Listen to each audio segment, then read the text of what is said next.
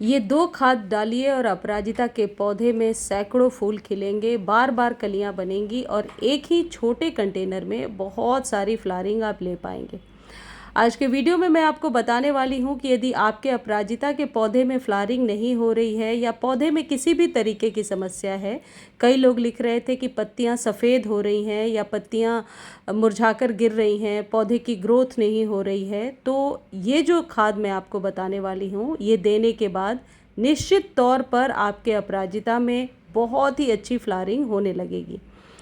यदि आपने बीजों से अपराजिता का पौधा लगाया है, जैसे मैंने लगा रखा है, तो अब वो फ्लावरिंग के लिए रेडी हो गए होंगे। इस खाद को आप उन पौधों को भी दे सकते हैं जिन्हें बीजों से आपने तैयार किया है, या फिर वो पौधे जो सालों साल पुराने हैं और अब फ्लावरिंग की संख्या कम हो गई है, या फिर आपने ज़मीन में लगा रखा है। सभी के लिए ये खाद एकदम एप्रोप्रिएट है। और ये जो खाद मैं आपको बताने वाली हूँ, इसको बताने के पहले मैं कुछ ज़रूरी टिप्स आपको बता देती हूँ जिससे अपराजिता को आप घना बना सकते हैं।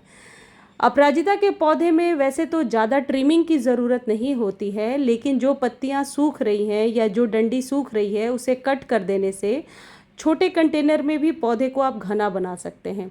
अभी मैं आपको दिखाऊंगी कि किस तरीके से मैंने अपराजिता को 5 से 6 इंच के कंटेनर में लगाया था, बीजों को ग्रो किया था। ग्रो तो हो गए हैं बीज, अब उस पर 1 या 2 ही फ्लावरिंग हो रही है, तो फूलों की संख्या बढ़कर आए, इस बात को ध्यान में रखते हुए इस फर्टिलाइज़र को यदि आप जुलाई में दे देते हैं तो अभी आप नवंबर तक लगातार इसमें 3 महीने तक फ्लावरिंग लेते रहेंगे। देखिए, ये बीजों से उगाया था मैंने और इसे ट्रिम करके थोड़ा छोटा ही रखा है मैंने। तो पौधे के साइज़ को बड़ा छोटा रखना ये आपके कन्वीनियंट पे हो सकता है, यानी कि यदि पॉट बड़ा है तो पौधा थोड़ा बड़ा हो सकता है, लेकिन ये पौधे जब तक आप ऊपर ट्रेलिस से नहीं बांधते हैं ये अच्छा परफॉर्म नहीं करते हैं। यदि ज़मीन में लगा हुआ है तब भी इसे सहारा देना पड़ता है, ट्रेलिस बांधनी पड़ती है। यदि आपने गमले में लगा रखा है तो सिर्फ आप एक स्टिक साइज़ के गमले में दे दीजिए, जिसके सहारे से ये जो पौधा है वो चढ़ेगा, तो फिर ये ग्रोथ भी अच्छी करेगा। दूसरी चीज़ ये है, लगातार बारिश में यदि आपका पौधा भीग रहा है उससे कोई प्रॉब्लम नहीं है, इसे आप बारिश में रखिए, लेकिन मिट्टी ऐसी होनी चाहिए जिसमें कि पानी खड़ा ना हो, क्योंकि यदि ओवर वाटर बहुत ज़्यादा हो सकता है इससे पौधा खराब ना हो, लेकिन पत्तियों की संख्या बहुत आने लगती है, फ्लावरिंग नहीं होती है और सिर्फ पत्तियां ही पत्तियां आती हैं।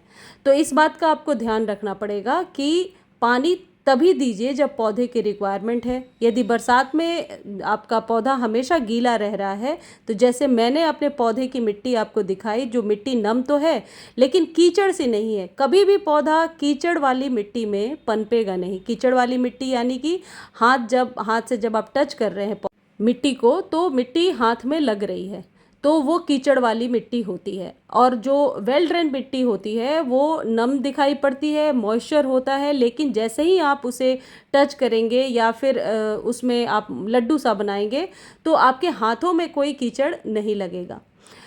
और ज़्यादा पानी देने से एक और नुकसान ये होता है कि पत्तियाँ पीली होकर गिरने लगती हैं और सिर्फ पत्तियाँ ही पत्तियाँ आती हैं और फ्लावरिंग कम होती है। देखिए, ये इतनी गीली यदि मिट्टी है तो इसको आप 4-5 दिनों तक पानी नहीं देंगे, यानी कि ओवर वाटर से अपराजिता में सबसे पहला नुकसान ये होता है कि फूल नहीं आते हैं, जो पत्ते हैं वो आपको हरे हरे दिखेंगे।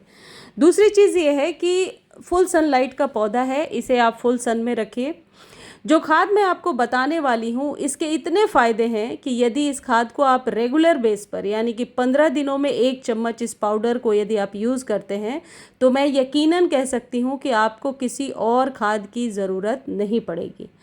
अब इस खाद को देने के पहले एक चीज़ आपको करना होगा, जो बनाना पील वाला फर्टिलाइज़र मैं आपको हमेशा बताती हूँ, अभी मैंने दिखाया भी था बनाना के छिलके, या तो छोटे छोटे छिलके को कट करके आप डायरेक्टली मिट्टी में दबा दीजिए, या फिर एक छिलके को आप पानी में डालिए और उसके पानी को अगले दिन यूज़ कर लीजिए।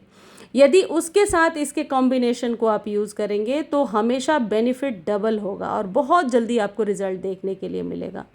एक चीज़ और है, यदि पौधा एक बार फ्लावरिंग कर लेता है, मान लीजिए गुड़हल है, अपराजिता, मोगरा, दूसरी बार जब फ्लावरिंग करना हो पौधे को तो हमेशा फर्टिलाइज़र चाहिए होता है। ऐसा कभी नहीं होता कि लगातार बार बार पौधा फ्लावरिंग अपने आप करता रहेगा। आपको एक फ्लावरिंग के बाद अच्छे से पौधे को फर्टिलाइज़ करना होता है, तो आप दोबारा फ्लावरिंग जल्दी ले पाते हैं। ये जो चीज़ मैंने आपको दिखाया ये है मस्टर्ड केक फर्टिलाइज़र, यानी कि सरसों की खली।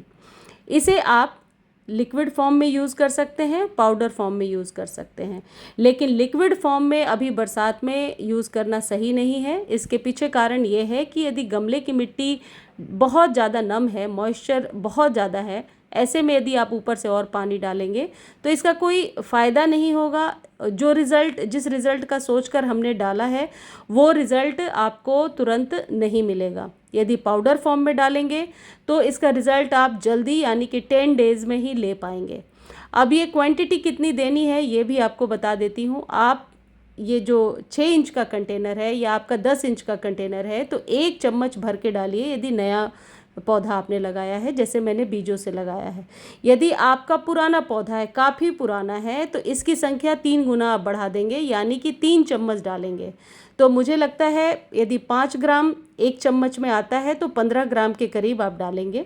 यदि आपको ज़मीन में डालना है तो इसकी संख्या को डबल कर दीजिए, यानी कि करीब करीब 250 ग्राम के करीब आपको डालना पड़ेगा। यदि आप पानी में भिगाकर डालना चाहते हैं, सेम चीज़ को आप रात भर पानी में डाल दीजिए। पानी जितनी आपकी रिक्वायरमेंट है उतनी लीजिए, लेकिन एक चीज़ का ध्यान रखिए कि जब कभी भी आप पानी इसमें डाल रहे हैं, गाढ़ा कभी भी ना हो, थिक वाटर कभी भी ना हो, हमेशा वो पानी पतला होना चाहिए। भले ही आप दोबारा या तिबारा उसे 10 डेज़ पर यूज़ कर लीजिए। उसके बाद सबसे इम्पॉर्टेंट चीज़ है लोकेशन। देखिए, लोकेशन बहुत मैटर करता है। मैंने ऐसी जगह पे रखा है जहाँ पर धूप तो आती है, साथ ही साथ दोनों तरफ से क्रॉस वेंटिलेशन है, यानी कि हवा, यदि धूप कम भी आए तो हवा से इसकी मिट्टी सूखती रहती है। और दूसरा फ़ायदा यह है कि ट्रेलिस की तरह इस पर मैंने बांध भी दिया है बालकनी में, तो ये पौधा बहुत ही जल्दी बीजों को भी ग्रो कर पाया 1 महीने में और लेंथ अच्छी ले पाया है। मेरे जितने भी पौधे हैं सब में फ्लावरिंग अच्छी होने लगी है। और ये जो खाद है, बनाना पील फर्टिलाइज़र और ये मस्टर्ड केक, ये दोनों ही मैं देती हूँ। और ये मस्टर्ड केक जो फर्टिलाइज़र है ये नर्सरी पर आपको मिल जाएगा और ये NPK का एक बहुत ही अच्छा स्रोत है, यानी कि घरेलू NPK है आप कह सकते हैं। और इसका कोई साइड इफ़ेक्ट नहीं है, आप अपने सभी फूलों वाले पौधे पर दे सकते हैं। इसमें जो नाइट्रोजन, पोटेशियम और फॉस्फोरस है, ये किसी भी पौधे में जमकर फ्लावरिंग लेने में हेल्प करता है।